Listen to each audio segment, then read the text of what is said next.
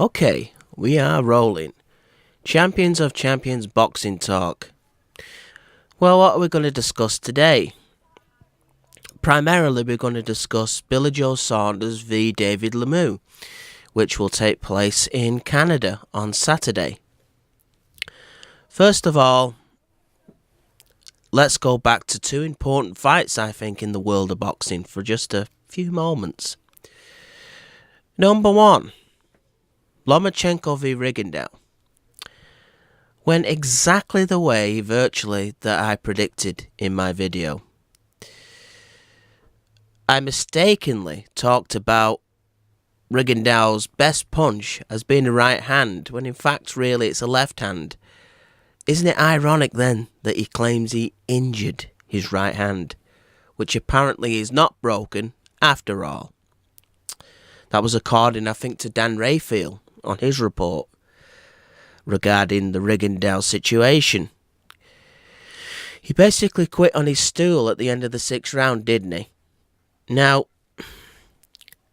for me, the bare minimum for a guy that is ranked in the pound-for-pound ratings is that they could stay upright for the remainder of 12 rounds, providing they don't get knocked out, that is, or punished to the point where they can't stand up. You know, this stoppage was not like the Oscar De La Hoya Manny Pacquiao one, when Oscar De La Hoya's face looked like a pumpkin at the end of round 8. It was not like the Costa Tszyu fight with Ricky Hatton, where he was stopped at the end of the 11th round. Because, let's face it, Costa Tszyu that night looked like a combination between Ali and Frazier in their ferocious third fight. And I think that these two guys actually were willing to go on, but their corners pulled them out. Where Rigondeaux, to me, and I'm not criticising him because, you know, it's a tough sport and humans are individuals, but Rigondeaux, to me, looked like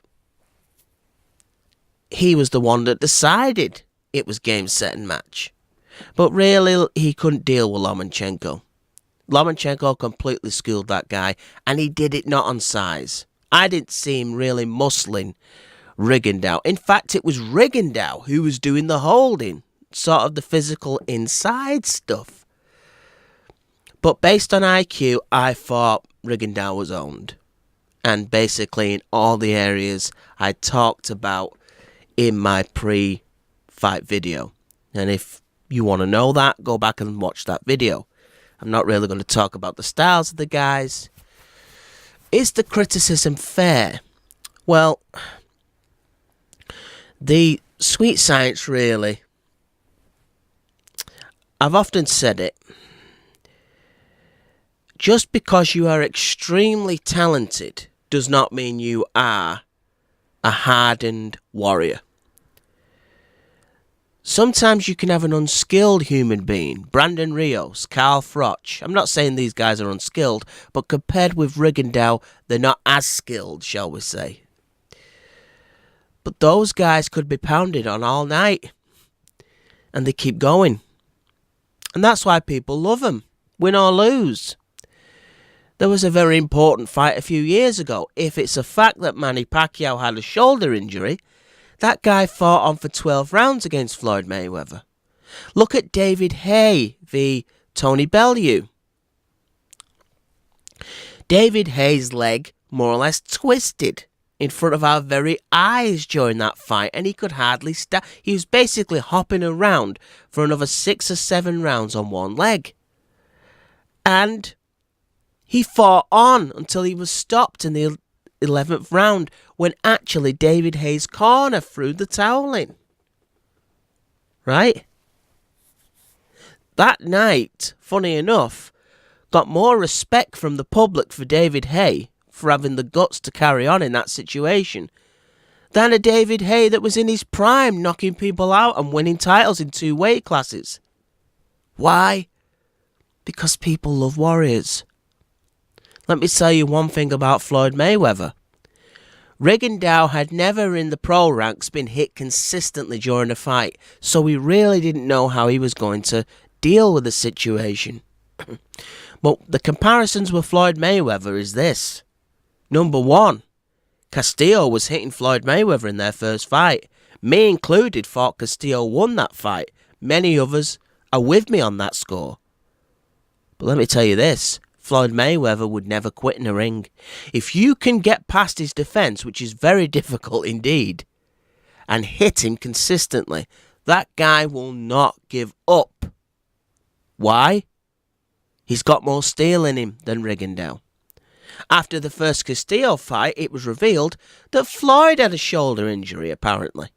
But he fought on. Because he's got a champion's heart. He's not just a great, skilled fighter. He's a champion's heart. That's why sometimes when people say, oh, he talks about this, he talks about that, he talks about the other. When you can back it up, not just with skill, but with heart, which Floyd does, you're a champion. You can back up your talk. That's the difference between a Floyd Mayweather and a Rigondeaux, and a Rigondeaux and Andre Ward. Floyd and Andre Ward have had to deal with situations, and something inside of them has carried on until they'd fight until they can fight no more, as they say in Rocky. Hate Andre Ward or not, hate Floyd Mayweather or not, Andre Ward was dropped badly via Kovalev. With the power of the Crusher, you could think, well, I'm not really fancying this right now. Not Andre Ward. He carried on fighting. He kept going till he turned it around. And if he couldn't turn it around, he would go out in the centre of the ring knocked out rather than stop on his stool. I know it. I could see it in him. Danny Williams years ago, I think it was against Michael Sprott, fought virtually with one arm. One arm. You could literally see his other arm hanging off his shoulder. And you know something? The world conspired to help Danny Williams. He eventually knocked Sprott out in the later rounds with a humongous right hand, I think it was. That was definitive paying Danny Williams back for being brave. So, we knew what we knew about Lomachenko. It's just he's improving every time on the same things. Because how many more things can that guy learn to do? I knew he wouldn't get his hit as much. I did say that. The better opposition he faces, the less he's going to get hit. That was true in this case. Right? But I did learn something about Rigondeaux. My brother hit a good point. If this is Rigondeaux's last fight, maybe you can excuse him. Maybe he just couldn't pull anything out he couldn't pull a rabbit out the hat. But if he's going to fight on, well, that's an asterisk, really. It's not just a defeat. People can lose. It's how you lose, isn't it? And when you've got people with virtually no leg, arms hanging off, defensive fighters that are used to getting their own way now suddenly being hit more and carrying on. What does that tell you? Floyd was roughed up bad in the first Madonna fight early. Kept going. Couldn't see, apparently, according to his dad in the corner. He kept fighting. And in the end, the judges saw it Floyd's way. He turned it around. That's spirit. You can't be Floyd Mayweather level on just skill. Doesn't work. You can't be Floyd Mayweather on just smarts and talent. Because one night you'll come up against a guy who shows you something different. Then if you're Floyd Mayweather, you show something different. And Floyd has, to give him credit. I've seen that guy on ropes doing everything he can to avoid punches. And when he's been caught, Cotto busted him up as well.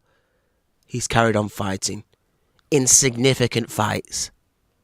This was Rigondeaux's most significant fight. And the perception out there is, well, he quit. And warriors don't quit. If he wasn't that popular with the public before, and he wasn't really a ratings winner, unfortunately, he's not going to be now, no matter what he does from here, really. He's got to beat other sensational stars, and he's getting old now. Shifting gears, there's another one. James DeGale lost clear, in my opinion. But despite being hit with the kitchen sink at the weekend, he carried on fighting. Horrible night for James DeGale. Carried on fighting. At the end of the day, you can hold your head up high if you carry on fighting. And that's what life is all about, isn't it? Not meaning to go deep and philosophical here, but in life, if you carry on fighting and you fight till the very end, you could pat yourself on the back, no matter what the world offers you, because we can't control the world. But if you can control your own inner self and belief in the ring, outside the ring, and in life in general, and fight on despite the rain and the storm, you've won, even if you've lost, if that makes sense. James DeGale did lose clearly in this fight, and Richie Woodall, in my opinion, on Box Nation, did an absolutely disastrous job in commentating. He scored the fight for James DeGale. I think James DeGale wins that fight if he keeps the centre of the ring, but time and time again, James DeGale is being backed up on the ropes, and he's not a defensive magician on there. He seems to believe he's Pernell Whitaker that can go on the ropes and absorb punishment. We've seen him absorb unnecessary punishment in the Medina fight, the Bondu Jack fight, this fight, the Butu fight. This is 4 or 5 fights now where James DeGale has made a decent start and got dragged into war. And particularly being backed up on the ropes, being hit, not really having much defensiveness to defend against the attacks, being bust up badly. He was nearly dropped in the 4th or 5th round, I think. And your punch resistance, taking that sort of punishment in the end, is going to go. Many people said after the Bondu Jack fight that he looked like someone who'd been taking drugs. Anemic. He looked like that again in the post-match interview. He lost that fight to me 8-4. And maybe I was being a little bit generous to James DeGale, but how Richie Woodall had James DeGale winning that fight by 2 rounds is home cooking. One of the judges had it even. That was unfair. James DeGale did not get a draw that night against the American. There is a new champion, and it was clear. If Billy Joe Saunders can get those type of judges v. David Lemieux, he might have a chance if he is on point at the weekend. Before I go into it, those other 2 judges, I commend them, having the courage to score against DeGale when the fact is he lost that fight, because not many do. We see it in Vegas and we see it in Germany. The hometown boy, and in the UK, to be honest, the hometown boy gets the decision. Many people felt that Manny Pacquiao did enough to beat Jeff Horn. But look at those scorecards. Many people felt Sergey Kovalev may have edged Andre Ward. But the judges didn't see it like that. So, this fight, I can't see, I'll be honest with you. Billy Joe Saunders beat a bigger man in Chris Eubank Jr. But he made a real slow start that night. And I know people are saying that David Lemieux tends to gas. Can Billy Joe Saunders, because he hasn't been exactly in the best of him, the best shape that he could be in recent months and recent years or year or so, in just one fight, which was kind of not a great fight against Willie Monroe, is that enough to get rid of enough rust for him to take on basically who was considered a killer in David Lemieux? I don't believe David Lemieux will start as slow as Chris Eubank Jr. started. Chris Eubank Jr. started so slow, he gave the fight away in the first 4 or 5 rounds. Billy Joe Saunders was completely outboxing him. And Eubank Jr.'s ego of believing I'm the better boxer lost him that fight. He kind of got himself into a trance, admiring what Billy Joe was doing and then thinking, I can do better. You're quick, I'm quick. You can box, I can box. When he switched it around late on in the fight and came out to fight, took it to war, made it a bit more ugly for Billy Joe Saunders, he managed to finish the fight stronger than Billy Joe. I believe Chris Eubank Jr. beats Billy Joe Saunders today based off that experience. He wouldn't start as slow, and if he paced himself well enough, he could still have a good finish and win, in my opinion, fairly good on the cards, if not, dare I say, stop Billy Joe. Because Billy Joe was tired at the end of their first fight. Make no bones about it, I think 4 of the last rounds, 3 of them, and maybe 1 even, went to Chris Eubank Jr. That was the mistake. Lomachenko-Salido. Lomachenko lost because of inexperience. Chris Eubank Jr. lost because of inexperience. Sometimes you can be the better fighter, but have the inferior plan going into the ring and executing the wrong one, right? Because Eubank's got an ego about being a great boxer, not just a good fighter, he tried to outbox Billy Joe. And Billy Joe, I've got to give him credit, he's a really good boxer. He doesn't have concussive power, although in the world title fight, I think it was with Andy Lee, he dropped him and he looked powerful that night. But he's not renowned for that sort of stuff. You know, he's more or less a guy with great footwork, good hand speed, able to win rounds. He sort of nicks rounds, doesn't he, as well? He's on the periphery of a round being even, and then he does something that just makes you think, yeah, that was good, that was flashy, good combination, good movement. I'm giving the round to Billy Joe. That's how Billy Joe Saunders works. Right? He cannot, under no circumstances, expect David Lemieux to start slow in this fight. David Lemieux will not start slow. He's not a young Chris Eubank Jr. David Lemieux has no ego in his head that he's prime Muhammad Ali as a boxer. No, no, no.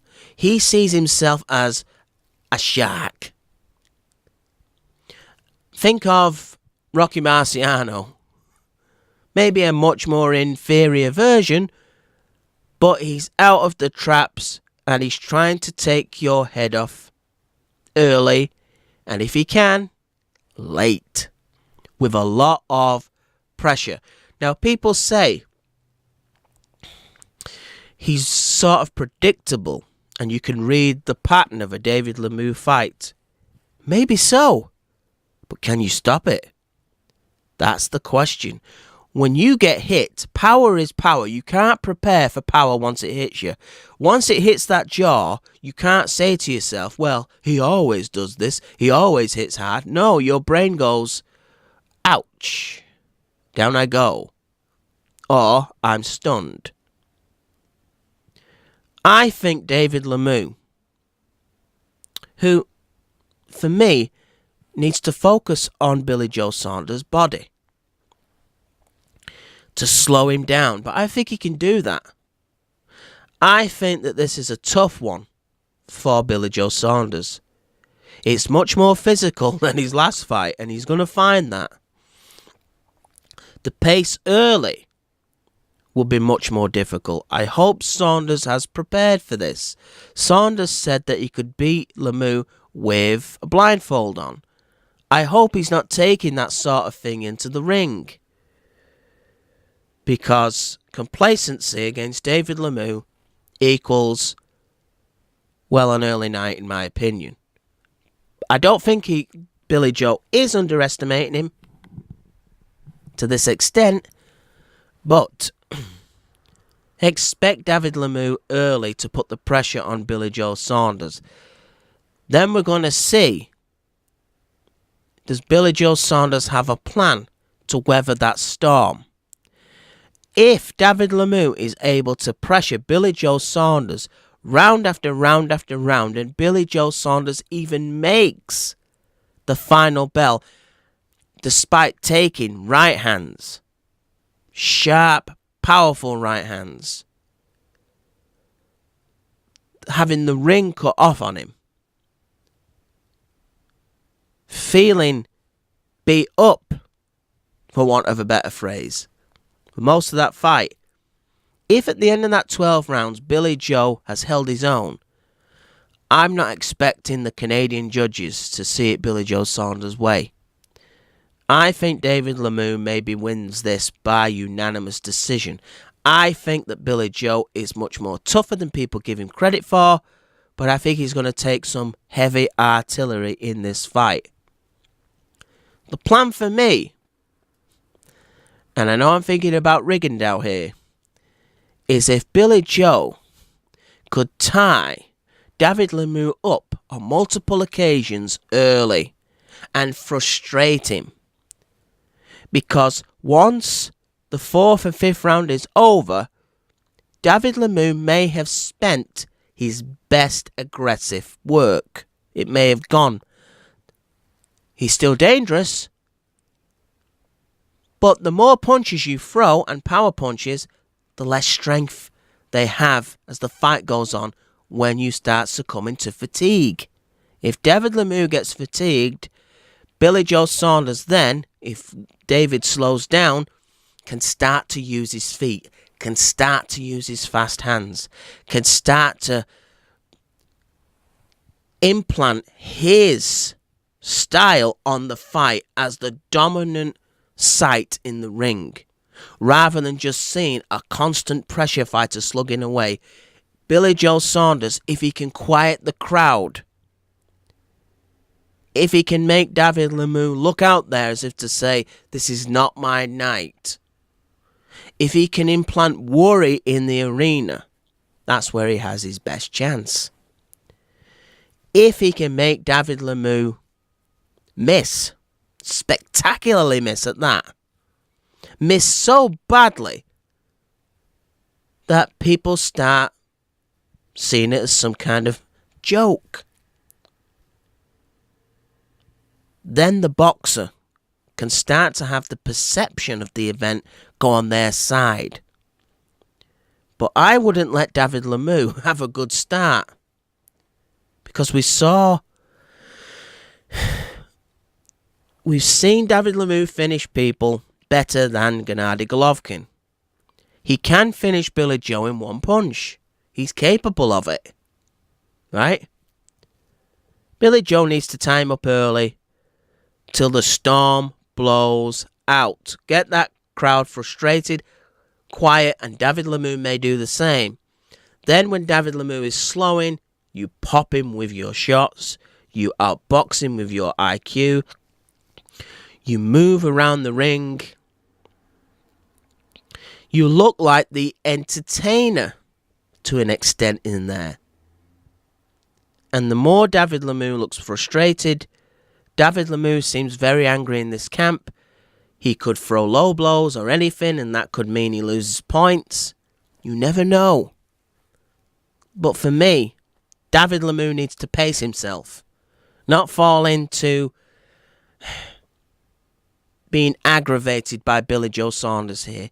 If David Lemieux paces himself, has enough aggressiveness early in the fight, rather than going out like a madman, I don't believe he will gas as if he goes out there like a maniac early on. And that spells trouble for Billy Joe Saunders, in my opinion, in this matchup. So I'm going for David Lemieux to win. I'm in two minds. It's a tricky fight for David Lemieux, no doubt about it. It's a banana skin.